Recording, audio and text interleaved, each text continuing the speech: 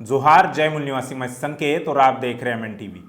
महाराष्ट्र के गृह मंत्री अनिल देशमुख ने एक मराठी अखबार को दिए हुए साक्षात्कार में एक बड़ा खुलासा किया है।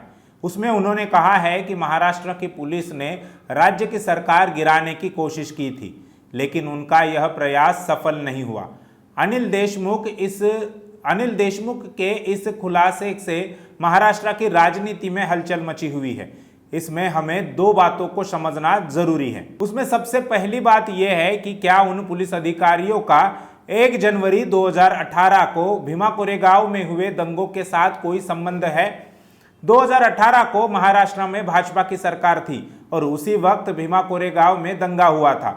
उस दंगे में अब तक जो सबूत सामने आए हैं उसके अनुसार मनोहर भिड़े और मिलिंद एकबोटे का सीधा हाथ दिखाई देता है और ये दोनों भी संघ से जुड़े हुए लोग हैं, जिस संघ की महाराष्ट्र में सरकार थी। तत्कालीन मुख्यमंत्री देवेंद्र फडणवीस ने विधानसभा में मनोहर भिड़े को क्लीन चिट दी थी, यानी उन्हें बचाने में संघ अपनी पूरी ताकत लगा रहा था। सबूत तो यहां तक सामने आए हैं कि दंगे की सारी प्लानिंग संघ की थी और खुद तत्कालीन मुख्यमंत्री देवेंद्र फडणवीस उसमें शामिल थे।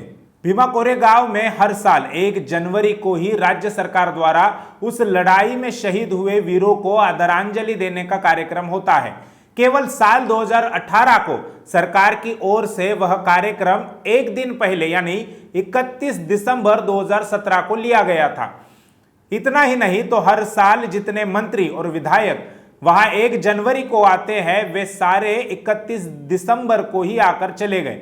इसका मतलब है कि सरकार में रहने वाले लोगों को इस बात की जानकारी पहले से ही थी कि 1 जनवरी को दंगे होने वाले हैं।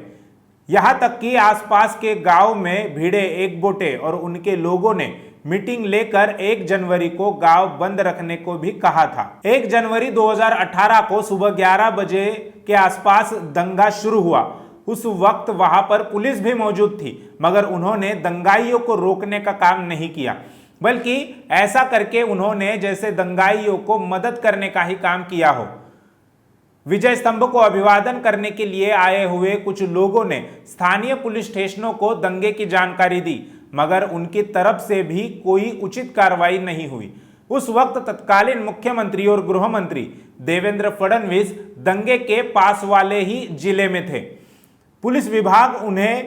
पुलिस विभाग से उन्हें हर पल की सूचना मिल रही थी। मुख्यमंत्री और गृह मंत्री होने के नाते उनका ये प्रथम दायित्व था कि वे अपने सारे जरूरी काम किनारे कर दंगे को रोकने के लिए अपनी सारी ताकत लगा देते, लेकिन उन्होंने ऐसा नहीं किया, बल्कि दंगाइयों की मदद करने के गुप्त संदेश पुलिस विभाग को दिए। आज महाराष्ट्र की सरकार बदल चुकी है और राज्य में राष्ट्रवादी, शिवसेना और कांग्रेस की सरकार बनी है और गृह मंत्री पद की जिम्मेदारी राष्ट्रवादी कांग्रेस यानी एनसीपी के पास है।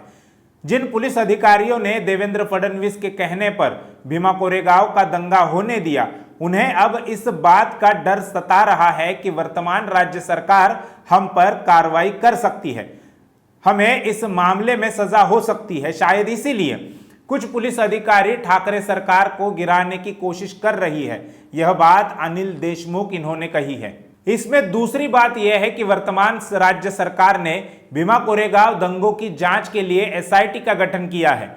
जिन पुलिस अधिकारियों का तत्कालीन मुख्यमंत्री देवेंद्र फडणवीस ने दंगा फैलाने के लिए उपयोग किया, उन्हें वही डर है कि इस जांच पड़ताल में हम दोषी पाए जाएंगे और हम पर कार्रवाई हो सकती है। इसलिए वे अपने बचाव के लिए राष्ट्रवादी, शिवसेना और कांग्रेस की सरकार को गिराना चाहते हैं, ताकि सत्ता में फिर से भाजपा आ जाए और वे बच जाए।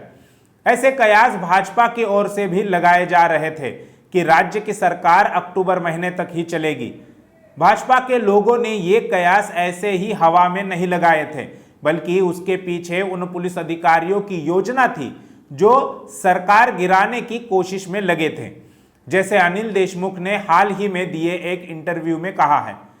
इतना सब होने के बावजूद भी राज्य में सरकार बनाने वाली राष्ट्रवादी कांग्रेस ने पुलिस प्रशासन में कोई बड़े बदलाव नहीं किए। लेकिन अगर महाराष्ट्र की सरकार इसकी जांच पड़ताल करना चाहती है कि कौन अधिकारी कौन से पुलिस अधिकारी उनकी सरकार गिराने के साजिश में लगे हुए थे, तो उन्हें इन सभी बातों को ध्यान में रखना होगा।